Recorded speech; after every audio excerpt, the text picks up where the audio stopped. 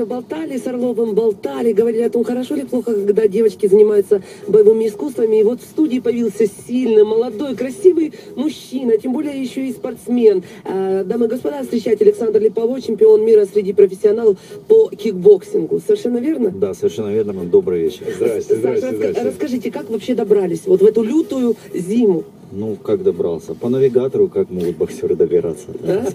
Смотрел в телефон, 2 раза пропустил поворот, поехал по кольцу и доехал. Саша, а большая у вас машина, красивая? Ну, большая, красивая, да. Вот очень у всех... бросается в глаза сразу. Мне кажется, что у всех серьезных мужчин должны быть большие, красивые машины. Черная, точно? Нет, точно серебряная. Серебряная. Либо черная, либо серебряная. Мою машину видно издалека. Да, Слушай, значит... ну вот сразу можно сказать, знаешь, вот в моем представлении спортсмены, боксеры, кикбоксинги приходят, там нет зуба одного, да, там еще все в порядке. Нет, так у меня, вы просто видите, у меня все вставное, хороший стоматолог. Как один вот говорит, у Бурцовой тоже все вставное. как один говорит, знаете, я хорошо зарабатываю на боксе. Вы что, хороший боксер? Нет, я хороший стоматолог. Поэтому видите, вот у меня тоже так. Саш, слушайте, а бывает, да, такое вот, когда вот люди занимаются кикбоксингом, там, ну, что серьезно зубы там выбивают на ринге? Да, бывают вообще трагические случаи, конечно. О них мы не будем сегодня не говорить. будем. А вам когда-нибудь выбивали зубы? Нет, мне ничего, к сожалению. Или К счастью, вы что, к не счастью. выбивали.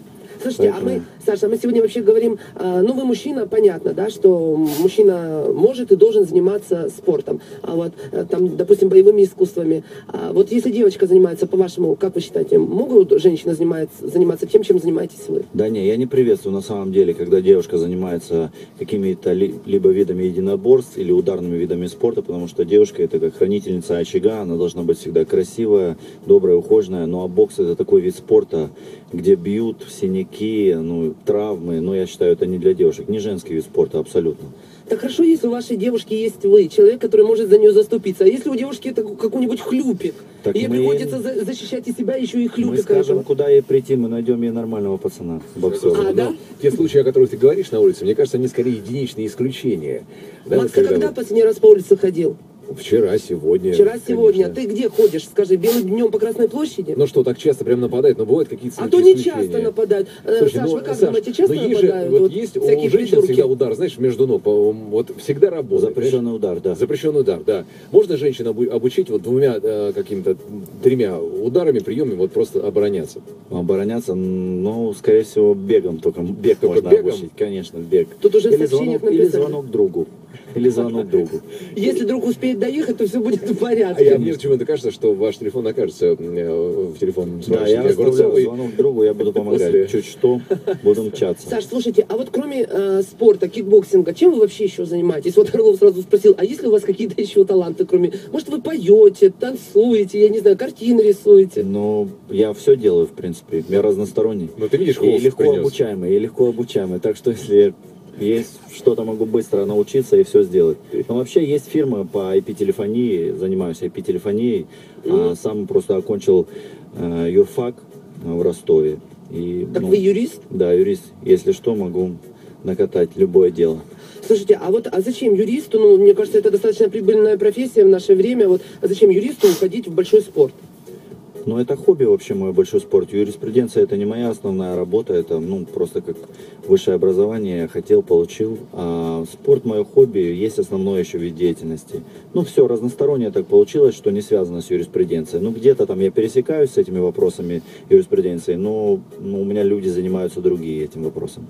Нравится мне, Саша, и накатать, и навалять сможет, понимаешь? Ну так ты, ну спортсмен, что ты хочешь? Боксера любой может обидеть, не любой успевает извиниться. Дорогие друзья, через несколько минут у нас начнется игра, которая называется «Этикетка». Поговорим немножко про этикет. В гостях у нас, напоминаю, сегодня Александр Липовой, чемпион мира среди профессионалов по кикбоксингу. Вот и проверим, хватает ли времени при всем при этом еще Для изучения этикета, да. Кстати, номер нашего телефона 995-105-7. А у вас прям...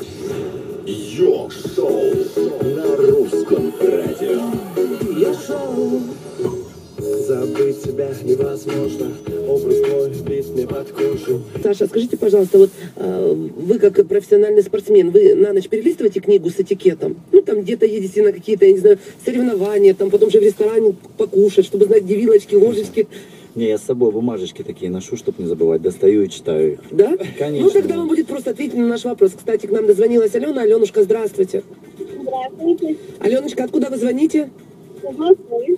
Как там в Москве, Ален? Ну, родная. А вы где находитесь? Да память отбила Огурцовой просто в свое время. Да все как-то, у нас все как-то не Западает получается доехать периодически. до Москвы. Ладно, Аленушка, значит, Алена и Александр. Вот такой вот у нас сегодняшний вопрос, связанный с этикетом. Дурным тоном считается, если дама за столом с едой сидит в шляпе, б, в перчатках, в, с распущенными волосами. Саш, у вас и есть право первого ответа. Также достать бумажку, прочитать. Сейчас, подождите, мне надо достать бумажку. Вот у меня на бумажке написано, скорее всего, в шляпе и в перчатках.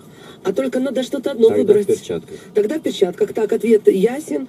Аленушка, вы как считаете? Ой, я даже не знаю, это что, я выходить в перчатках, или я очень некультурная девушка.